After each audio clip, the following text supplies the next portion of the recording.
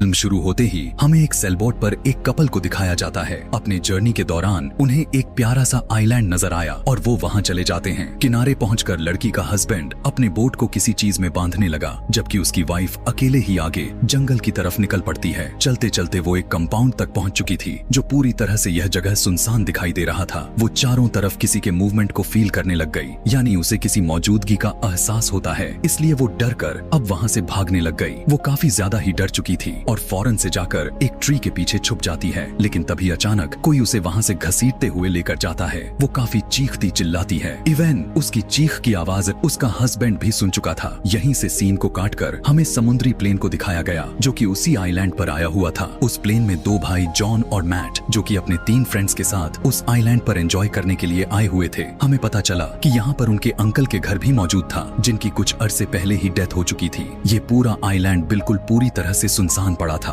वहाँ पर अब कोई भी नहीं रहता था। उन दोनों भाइयों के आपस में ज्यादा बनती भी नहीं थी और वजह भी यही थी कि वो इस जगह पर आए थे क्योंकि उन्होंने अपना सारा बचपन इसी जगह पर बिताया हुआ था और एक दूसरे को अंडरस्टैंड करने के लिए इससे अच्छा जगह कोई हो ही नहीं सकता। यहाँ इस आइलैंड पर सभी काफी एंजॉय करते हैं कि तभी अपने घर के बाहर उन्हें एक पपी मिलता है। यह देखकर सारा उसे अपने पास रख लेती है। उन्हीं फ्रेंड्स में से नोवा नाम का लड़का जब रात के टाइम अपने किचन में जाता है तो उसके पीछे पीछे वो पपी भी चला गया। नोवा कहता है कि उस डॉग से ज्यादा कैट्स पसंद है। यह सुनकर डॉग उस पर गुर्राने लग गया। उसे ऐसा करता हुआ देखकर ऐसा लग रहा था कि जैसे उसने नोवा की बातों को समझ गया है और उसने माइंड कर ली। कुछ हद तक तो नोवा को भी अजीब लगा था, लेकिन वो बहाना बनाते हुए वहाँ से बाहर आ जाता है और वो पपी भी वहाँ से निकलकर भाग जाता है। सारा को उसकी काफी फिक्र होती है और वो जॉन के साथ उस पपी को ढूंढने के लिए जाती है। बहुत खोजने के बाद तो बाहर उन्हें वो पपी मिल गया था, लेकिन जैसे ही वो उसके पास जाते हैं एक बड़ा सा डॉग उन पर अटैक कर देता है। काफी जोर से वो डॉग सारा के पैर पर बाइट करते हुए वहाँ से भाग गया। सारा का इतना गहरा जख्म को देखकर निकी प्लेन को तैयार करने के लिए कहती है, लेकिन जॉन वहाँ से नहीं जाना चाहता था। वो कहने लगा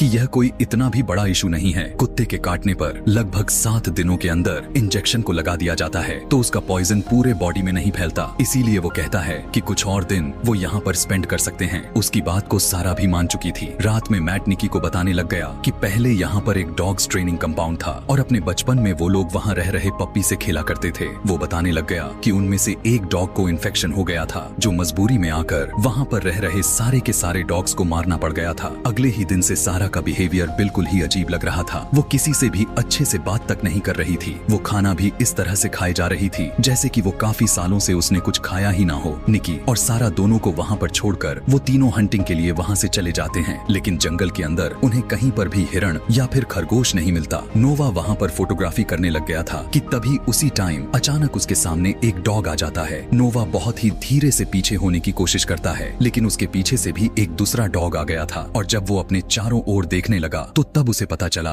कि चारों तरफ से उसे काफी सारे कुत्तों ने घेरा हुआ है। वो अपनी जान बचाकर वहाँ से भागता है, जो भागते हुए उसे जॉन और मैट मिल जाते हैं। वो उन्हें बताता है कि इस आइलैंड पर बहुत सारे डॉग्स हैं और उनके लिए बिल्कुल सेफ नहीं है। और तभी अचानक से उनके ठीक सामने वही आदमी आ जाता है जो इस मूवी के स्टार्टिंग सीन में हमें बोट पर दिखाया गया था। उसकी हालत इतना ज्यादा बुरी हो चुकी थी, वो कुछ भी बताने की कि उसके साथ क्या हुआ है उस पोजीशन में नहीं था, लेकिन फिर भी वो उन्हें बताने की कोशिश करने लग गया। लेकिन उसी टाइम अचानक से बहुत सारे डॉग्स आकर उसे मार डालते हैं। तीनों जब यह देखते हैं तो अपनी जान बचाकर वहाँ से भागते हैं और जब वो भागकर घर आए तो उन्होंने देखा कि सारा और निकी तालाब में स्विमिंग करके आ रही हैं और ऊपर से बहुत सारे डॉग्स उनके तरफ बढ़ने लग गए थे। वो चिल्लाते हुए उन्हें घर के अंदर भागने के लिए कहने लग गए, जो किसी तरह करके घर के अंदर चले जाते हैं। उनमें से एक डॉग निकी का पैर पकड़ चुका था। जॉन तीर से उस पर हमला तो किया, लेकिन वो तीर डॉग के बजाय निकी के पैर में जाकर घुस जाता है। चिल्लाने की वजह से वो डॉग भी वहाँ से भाग चुका था। निकी को घर के अंदर लाकर उसका ट्रीटमेंट करने लग गए। अब यहाँ से इस जगह को छोड़ने का प्लान बनाने लग गए थे। तभी एक डॉग घर की विंडो को तोड़कर सीधा नोवा पर अटैक कर देता है। बहुत ही कोशिश के बाद किसी तरह मैट और जॉन उस कुत्ते को जान से मार देते हैं। वो अब सभी लोग अपना सामान पैक करने के बाद वहाँ से निकलने के लिए जैसे ही घर से बाहर आए तो उन्होंने नोटिस किया कि वो सारे के सारे डॉग्स उनके प्लेन के पास ही खड़े हुए थे। इसीलिए मजबूरन उन सभी को घर के अंदर वापस आना पड़ गया।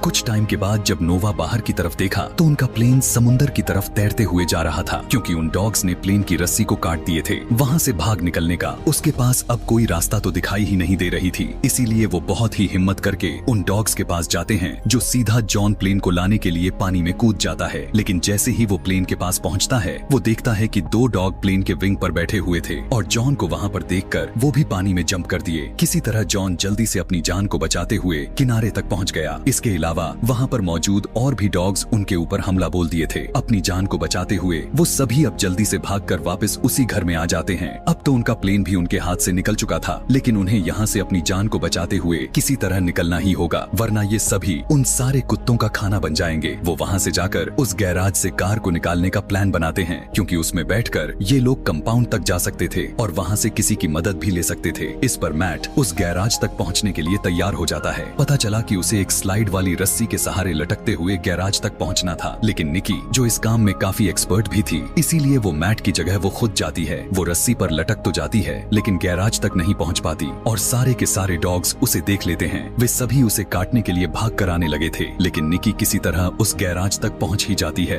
वो गाड़ी में बैठकर उसे स्टार्ट करने लग गई, लेकिन कार स्टार्ट नहीं हो रहा था और तभी सारे डॉग्स गैराज में पहुंचकर उसे चारों तरफ से घेर लेते हैं। निकी बहुत ही मुश्किल से कार से निकलकर छत तक पहुंच जाती है। जॉन तीर की मदद से उसकी तरफ एक रस्सी भेजता है ताकि वो उस रस्सी के सहारे उसकी तरफ पहुंच सके। निकी दूसरी तरफ आने के लिए रस्सी पर लटक चुकी थी, लेकिन नीचे से सारे कुत्ते उसकी ऊपर झपट रहे थे और किसी तरह वो सारे उसे अपनी तरफ खींच लेते हैं। रात में वे सभी अपन मूड नॉर्मल करने की कोशिश में लगे ही होते हैं कि तभी अचानक से लाइट चली जाती है। अकेले ही नोवा बेसमेंट में फ्यूज को ठीक करने के लिए चला गया कि तभी उसे वहाँ पर किसी की आवाज आती है और तभी एकदम अचानक से एक डॉग उसके ऊपर झपट पड़ता है। वो सारे के सारे डॉग्स किसी तरह घर के अंदर दाखिल हो चुके थे, जो सभी मिलकर नोवा को नोच नोच कर मार देते हैं। वो सब नोवा को मरा हुआ देखकर बेसमेंट का दरवाजा बंद कर देते हैं, क्योंकि अब वो सारे सिचुएशन को पूरी तरह समझ चुके थे और जो बाकी के डॉग्स थे वो सभी अब चारों तरफ से घर के अंदर आने की कोशिश कर रहे थे। बहुत ही मुश्किल से वो सभी अपनी जान बचाकर घर के ऊपर चले जाते हैं। वहाँ पर एक डॉग मैट को काट लेता है। जॉन उसकी जान बचाकर भागने लग गया। अब सभी किसी तरह अपनी अपनी जान बचाने में लगे हुए थे। बहुत ही मुश्किल से वो सभी एडिक में छुप गए थे कि तभी वहाँ पर उन्हें कुछ पेपर्स मिलते हैं, जिससे उन्हें पता चलता है कि यह जगह एक आर्मी फैसिलिटी है जहाँ पर डॉग्स को ट्रेन किया जा रहा था। वो लोग वहाँ वहीं पर अपनी रात स्पेंड करते हैं। अगली सुबह मैट और जॉन एक बार फिर से अपने गैराज में जाते हैं, क्योंकि उनके पास बचने का कोई और रास्ता नजर नहीं आ रहा था और उसके अलावा वो कर भी क्या सकते थे। मैट को उन डॉग्स से बिल्कुल भी डर नहीं लग रहा था, जो किसी तरह उस कार को गैराज से बाहर निकालने में कामयाब हो जाते हैं। मैट कार को धक्का लगा रहा था, जबकि जॉन उसे स्टार्ट करने की कोशिश कर रहा था, लेकिन इससे भी उन्हें कोई फायदा नहीं हो रहा था। लेकिन उसी वक्त सारे के सारे डॉग्स उनके पीछे पड़ जाते हैं। मैट जो कि बाहर था, बड़ी मुश्किल से कार के ऊपर चढ़कर अपनी जान बचाता है और फिर गाड़ी के अंदर बैठ जाता है। उन्हें भी चारों तरफ से डॉग्स ने घेर लिया हुआ था और अब तो उनकी कार भी रुकने को आ गया था। जॉन रिस्क लेते हुए अपनी कार को खाई की तरफ मोड़ लेता है, क्योंकि उनके पास यही लास्ट ऑप्शन बचा हुआ था। लेकिन उनकी किस्मत अच्छी थी कि ठीक वक्त पर कार स्टार्ट हो जाता है, जो सीधा वे कार को रिवर्स में लेते हैं। यहाँ पर वो उन्हें यह बात पता चल जाती है कि उन डॉग्स को शोर बिल्कुल भी पसंद नहीं है। वो कार को लेकर घर के पास जाते हैं और निकी और सारा को नीचे बुलाते हैं। निकी नीचे आकर उन्हें बताती है कि सारा नीचे नहीं आना चाहती, इसीलिए जॉन उसे लेने के लिए ऊपर जाता है कि तभी वहाँ पर एक डॉग आ गया और सीधा सारा के ऊपर हमला बोल दिया। जॉन खिड़की के जरिए नीचे गिर जाता है। कुत्ते के काटने की वजह से उसी खिड़की से निकलकर सारा नीचे जो सीधा जाकर एक बड़े से कील के ऊपर गिरी, जो कुत्ते के साथ साथ उसकी भी मौत हो जाती है और अब सारे डॉग्स उसे खाने लग जाते हैं। लेकिन इधर ये तीनों अब यहाँ से भागने की कोशिश करने लग गए थे।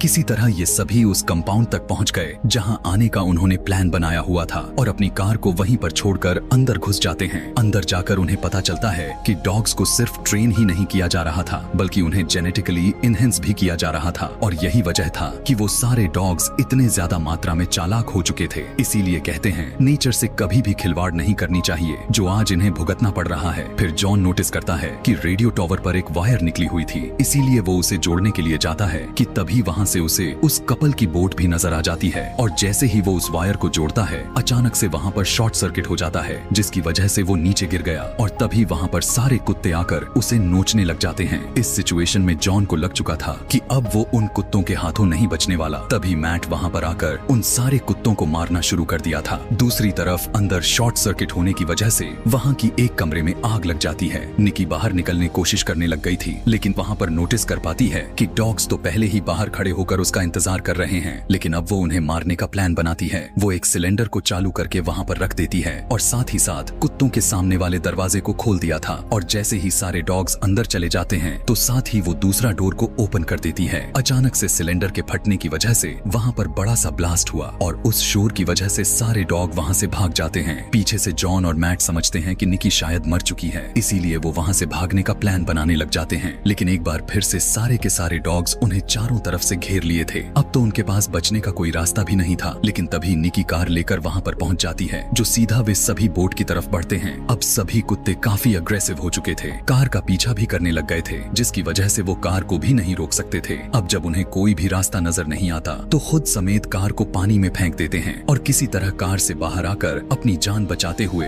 बोट की तरफ बढ़ने लग गए थे और फाइनली उसके ऊपर चढ़कर अपनी जान बचा लेते हैं। और अब वो खतरे से बिल्कुल बाहर आ चुके थे और वो यह सोचने लग गए थे कि वो समय रहते ही डॉक्टर्स के पास पहुंच पाएंगे भी या फिर नहीं, कि तभी जॉन स्लीपिंग क्वार्टर का दरवाजा खोल देता है। वहाँ पर एक डॉग छुप कर बैठा हुआ था जो अचानक से उस पर झपट पड़ता है। उन डॉग्स को जेनेटिकली इनहेंस करने का बहुत ही बड़ा नुकसान हुआ था, क्योंकि बदले में वो लोगों को ही मारना शुरू कर दिए थे। वजह यह था कि वो सारे डॉग पहले से काफी ज्यादा समझदार हो चुके थे और उन्होंने अब पूरे आइलैंड पर कब्जा जमा लिया था। उन डॉग्स में अब इंसानों जितनी ही समझ आ चुकी थी और उन्होंने बहुत ही चालाकी के साथ उन सब पर जगह जगह अटैक किया था। और इसी के साथ यह कहानी मूवी यहीं पर खत्म हो जाती है।